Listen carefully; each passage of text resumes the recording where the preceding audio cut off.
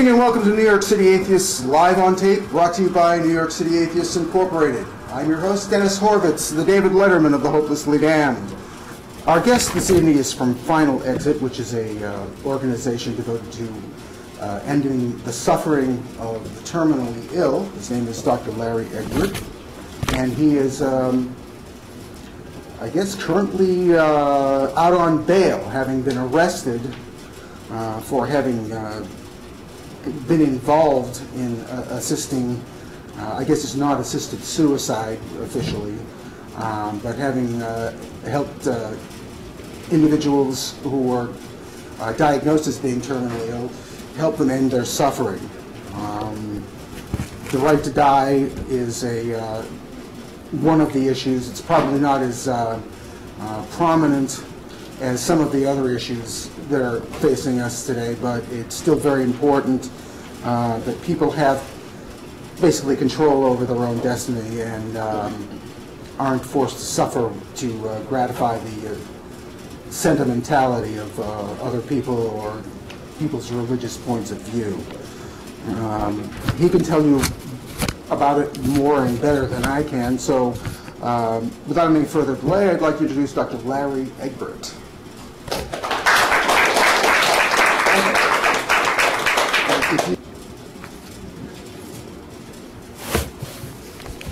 Pleasure to be here in New York. It's a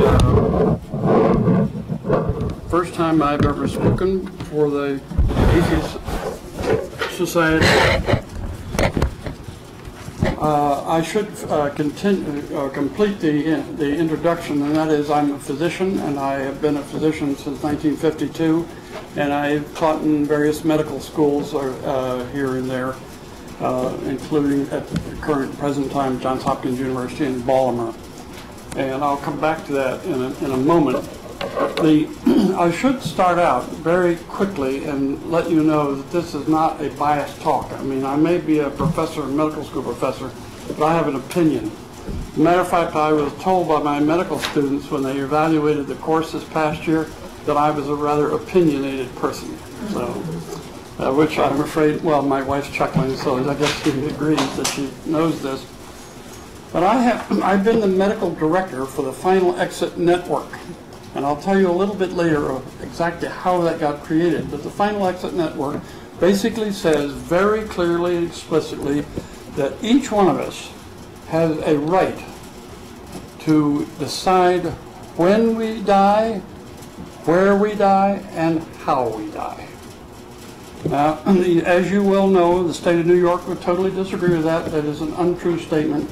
The only state in the two states now in the United States have, actually it's three, have this as a right. Oregon, you have a right to ask your physician to help you to die. The state of Washington this past fall passed a law that you could.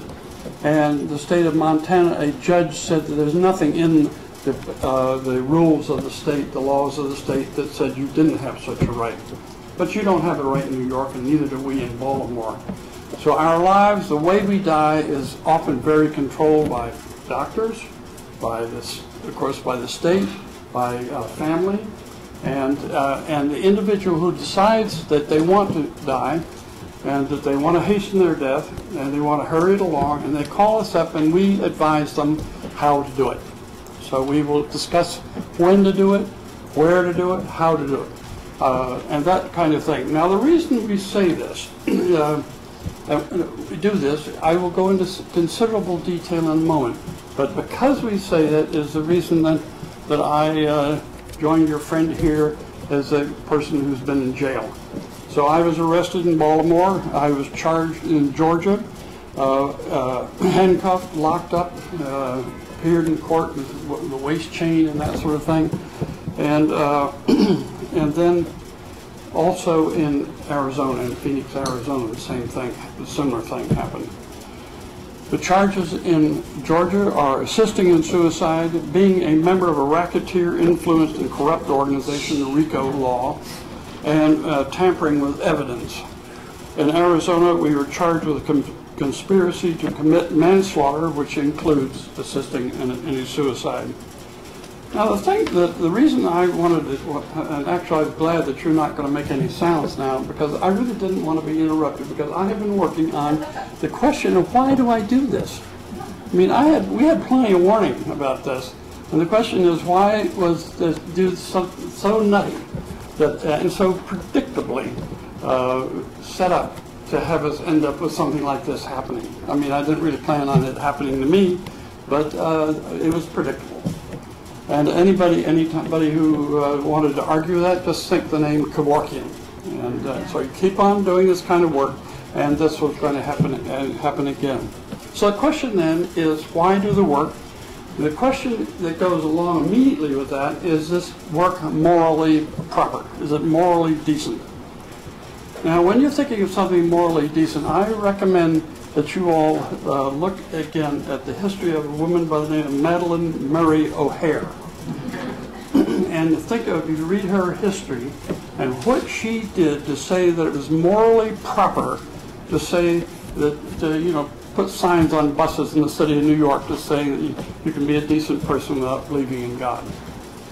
And she apparently went around the country, sort of like this, I gather, saying that this is the right thing to do. In other words, she helped people like you get your meetings going.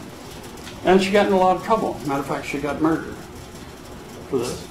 And when I was jotting that down in my notes, I was thinking of the physician out in Kansas there who got murdered a few weeks ago because he was doing what a doctor was supposed to do, taking care of patients who had a need, and they asked him to take care of them in the way they wanted. So the question is, why do I have a right? Why do you have a right to do this? And the first thing you say is, well, I'm independent of you, so I have my rights. I'll worry about my rights, and I am assuming that you worry about your rights.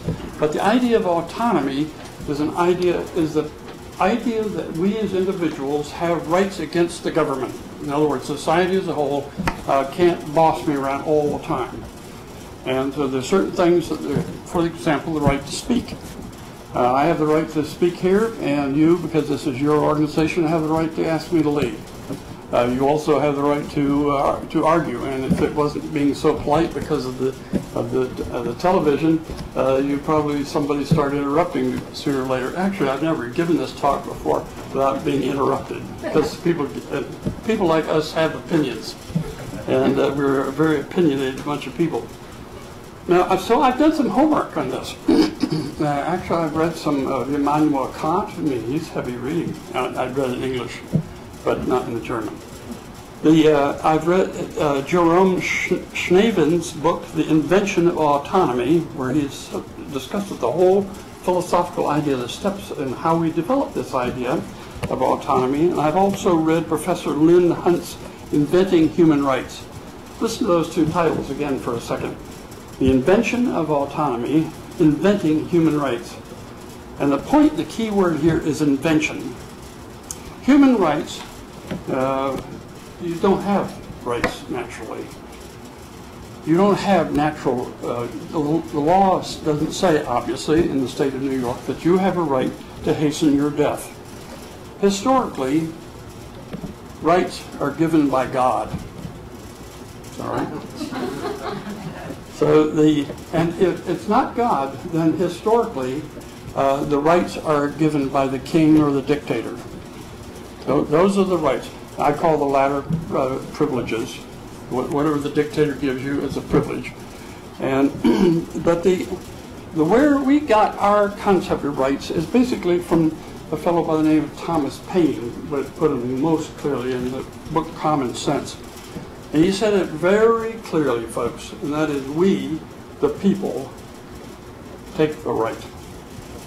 We, the people, create the right.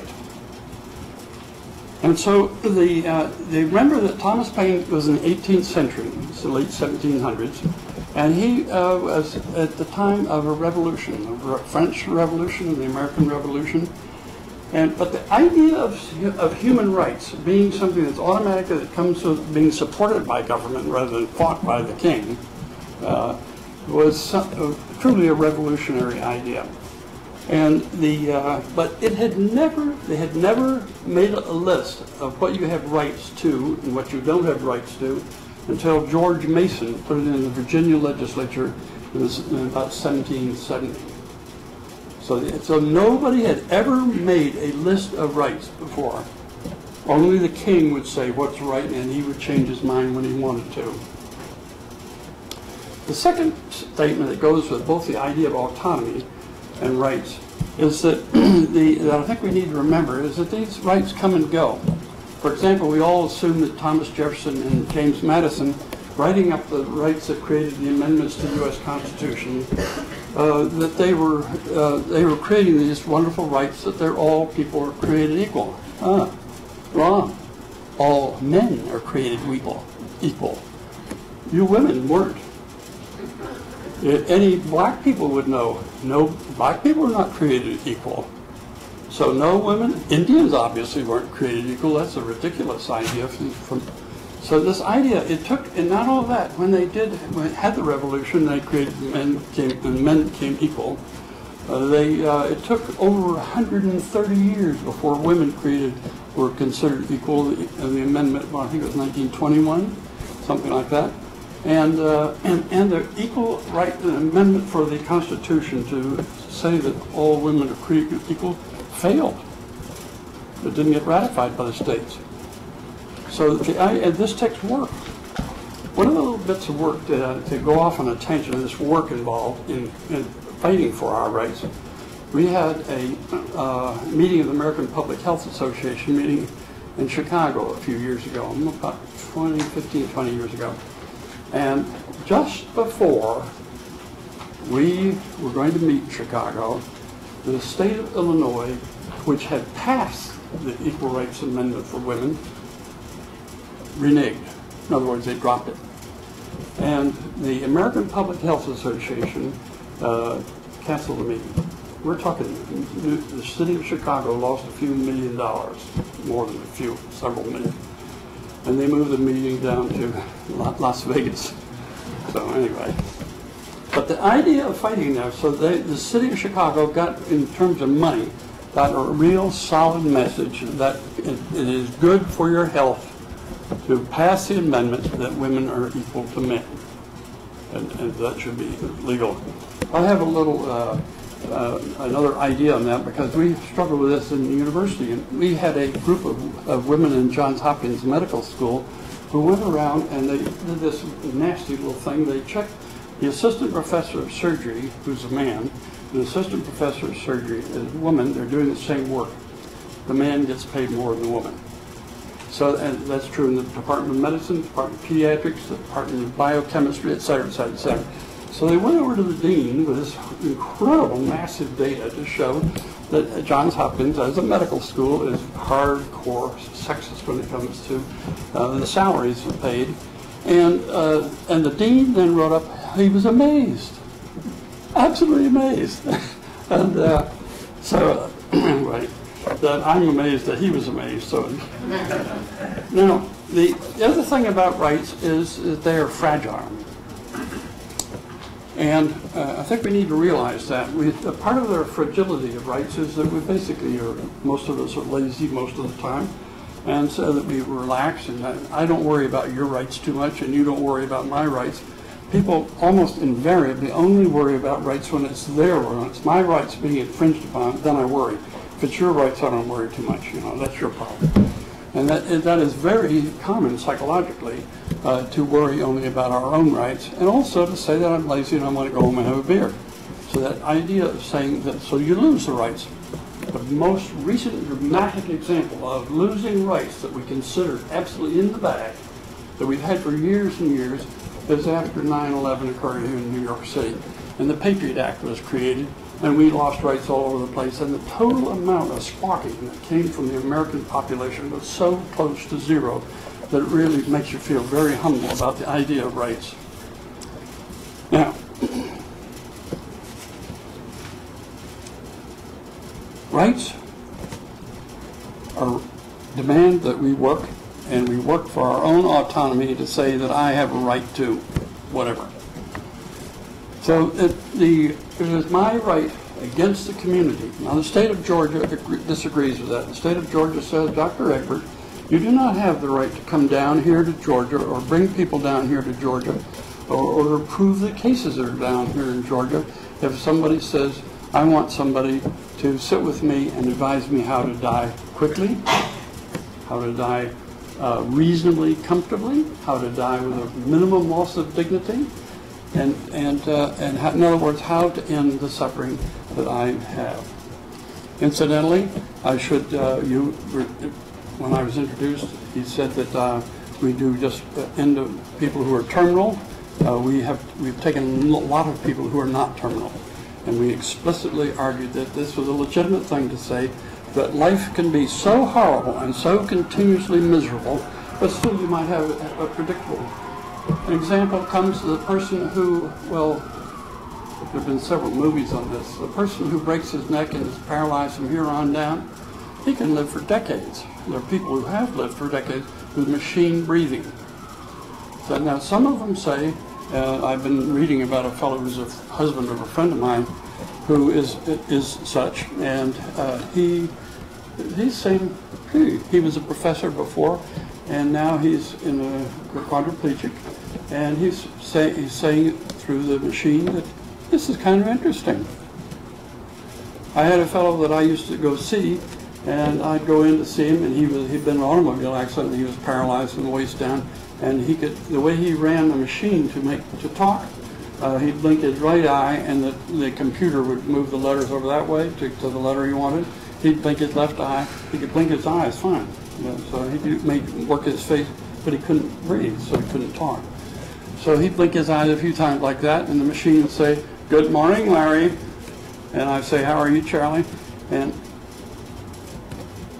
"I'm fine, Larry. Beautiful day, huh?" And so he could do all that with the machine. Now, what this guy, the reason I say it in that amount of detail, that guy said life was worth it. My friend's husband is saying so far that life is worth it. And so the question is that maybe you would say, well, I can do that, I can handle that. And maybe you say, well, maybe I can't handle that. And that is the idea of autonomy. Because you might say that you can handle it, but she might say, I can't, or vice versa. So that saying that what we will do is we will say to a person, what can you handle? So this is part of my job as the medical director. Part of my job was to try and tease out the possibilities of, are they getting proper care? I had one case one time up here in New York where the lady got so mad at the organization because we weren't going to come and help her die because she wasn't getting good pain care. So finally I was asked to call her up. I called her up and I said, "Ma'am, you're not getting good pain care." She says, "Well, the doctor's giving me everything." And he says, "That's all you're going to get?" I said, "Well, I'll tell you what, you tell the doctor about us organizations, Final Exit Network, you tell that doctor that if you want some advice, I'll call him up. Just tell him you need some more medicine. So I'm telling you it's lousy." So she called back, said, about a month later, and said, the doctor said, "Okay, yes, yeah, okay." So the idea of doing that and working on a subject like that is what we would like to do. Now, from here on in, everything that I'm going to say has been previously published either in the Derek Humphrey's book, Final Exit, of what the organization is named, Final Exit Network, or in the Philadelphia Inquirer, or in the Atlanta Journal-Constitution, or the Baltimore Sun. Everything that I will say has been in one of those.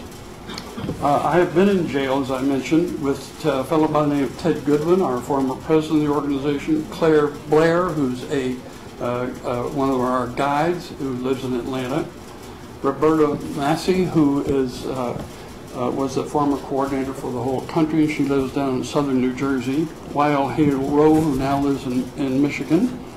Nick Sheridan was our coordinator from Baltimore for the southeastern part of the United States, and Frank Langenster, who is from Phoenix, Arizona, who is a guide. So the 7 of us have been arrested. Now, the Final Exit Network is an offshoot of the Hemlock Society. The Hemlock Society came from a fellow by the name of Derek Humphrey, who was an English reporter, newspaper reporter for the London Times. And Derek's wife got a horrible cancer, and it was spreading into the bones and so on. And she basically said to him, Derek, I can predict that time is going down, and it's possible at some time that my life is dwindling. And at some point, it might, in my opinion, become unacceptable. And now the question is, do you accept that concept? But he did. He accepted that as a concept. So the question then is, she then asked him, would he help her get some medicine that would hasten her life, so that she could say, I'm getting to this point, now Derek, I want to go. And he would get the medicine, the two of them would fix the medicine, and then she would take the medicine and die. So the time came, she said she wanted to go, and she went. She took the medicine and she died. Now Derek Humphrey, folks, is a newspaper reporter. I still find this hard to believe. So what did he do? Write it up and publish it. And so then all hell broke loose in London, and the police came, and the church was mad, angry, and everything. So and they still are. The church is angry, very angry about this. And so that I'll give you a little idea of the churches, how angry the church is. And that is Antonin Scalia, who's a justice on the United States Supreme Court, said perfectly glibly that suicide is evil. Just categorically, right across the board. And yet, if you look, and he's saying it as a religious, he's a devout Roman Catholic, he's saying that it's evil, and he's saying it, but it's nowhere in the Christian Bible, or the Jewish Bible, or in the Quran. So I haven't double-checked the Quran, but I have double-checked the Christian Bible. So it's not there, sir. Weren't there a lot of suicides in the early Christian church? Yes, that's exact, and it's all through the Bible. We've been asked not to interrupt because it's on the TV. So, but it's getting to the point where it's good to interrupt, I guess. Right? So, but it's not in the Bible, and there were a lot of suicides in the Bible, and a lot of times the suicide was given as an honor. The idea of saying that suicide was evil came from "Thou shalt not kill," which is in the Bible, and it was created in terms of "Thou shalt not kill thyself" by St. Augustine a couple of hundred years after Jesus died. So that this became very, very powerful in society as a power of the church to say that you do not have the right. To give you an idea, in the 1700s, if you committed suicide in France, your family would be removed. They'd lose your house. You could not be buried in the church grounds. Your body would be dragged through the streets and hung upside down on the street corner. Oh yeah, and then what was left of your body after rotting for a while would be dropped in the dump. So that's punishment. So, and that's something that got a lot of people's attention. That's medieval. And the idea that has changed, that's only the 1700s. And of course, Scalia is now. So so Derek Humphrey, he moved originally to Los Angeles and worked for the Los Angeles Times, and then moved to San Diego, and he created the Hemlock Society. The Hemlock Society flourished, and there were a lot of people. There were active chapters here in New York City that had been around for a number of years. When I was invited to speak here, I was telling Jane that I've been up here twice to the Unitarian Church in 70-something Street, and she was saying, well, it's our problem, lousy publicity. So apparently, if you're running buses around the city of New York with signs on it about atheism, you've got a better team, so we should hire you. But so this argument continued with creation of the Hemlock Society. They created groups such as this, where we would discuss things of dying. So we discussed the various different facets of the process of dying, and that seemed very straightforward. Then what happened was that they decided we were going to change the laws, and what turned out to be Oregon to pass the law And the Hemlock Society said that they would do this, and they realized that you can't win voting by working for an organization that's named for poison. Hemlock is a poison, deadly poison. So, and that's why he chose the Hemlock Society, because of what Socrates took to commit suicide. So you can't do that. You just don't get votes. The other thing, so they got the name of Hemlock. We don't use the name Hemlock anymore. So the other thing that you do not use, you don't go around cheering for Jack Kevorkian either. Because if you want votes, you don't say I'm like Jack Kevorkian. So because he doesn't get votes. So they got that. What they also did very carefully and very thoughtfully is they reduced the cases that we would take. So they'd say, well, we'll talk to you about death and dying, but we're not going to sit there and be there with you and do things with you. And so they reduced the vigor of what we would do. So we'll talk like we're doing now, but we would not sit with you. Well, a group of people said that's wrong. So how about the person who's dying now or who's suffering miserably now? Why doesn't that person get taken care of? And that's why we created the Final Exit Network.